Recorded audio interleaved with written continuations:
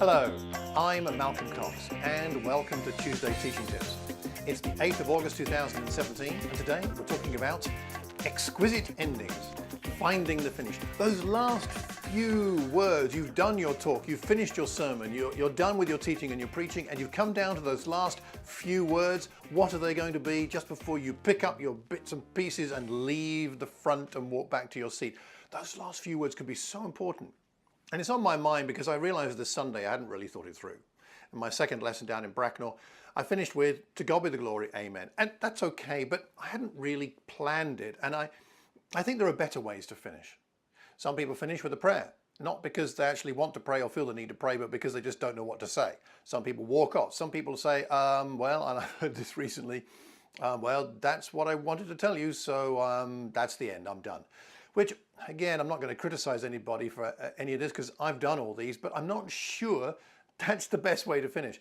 Now, we don't have a lot of examples in the Bible of the ways that people finish their lessons, their preaching, because we don't have all the words recorded. So, for example, with Jesus, not a lot of examples, but it is interesting to see the reaction. It seems that a lot of the time that when people preached, Jesus preached, it was the reaction that tells us that something ended. In chapters 5, 6, and 7 of Matthew, the great Sermon on the Mount, Jesus finishes with the story about the two men who built their house on sand and rock. The winds blew and beat against their house. It fell with a great crash. As far as we know, that's the end of the lesson there. And what does it say? The people were amazed at his teaching. He just stopped, it appears. Or I like the example of Paul, two examples here in Acts 25 and 26. When he's talking to Festus, he says, "I appeal to Caesar." I appeal to, 4 words, just the end of his talk there to Festus, because he knows what he wants or needs from him. So I appeal to Caesar, and Festus confers, and then he says, okay, that's what's going to happen. He knows, I think Paul knew what he wanted to appeal for there. Or then before Agrippa, he comes before Agrippa in chapter 26, and after some talking, he concludes by saying, "I pray to God that not only you, but all who are listening to me today may become what I am, except for these chains." You can see him rattling his chains there.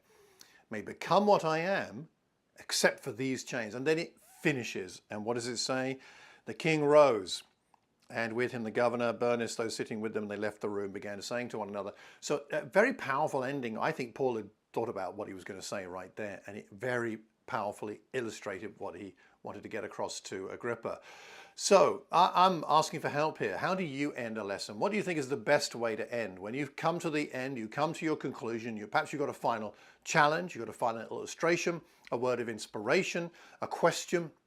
What's the best way to end a lesson? I'd value your thoughts. Please let me know. You can email me, malcolm@malcolmcox.org, but best of all, leave a message wherever you hear or see this recording. Just leave a comment right there. And the best thing about comments is that other people get to see them, and then we can learn from one another. We learn best when we're in community. Thank you for subscribing if you've already done so. If you haven't, can I ask you to subscribe? And also, one last favor, pass it on.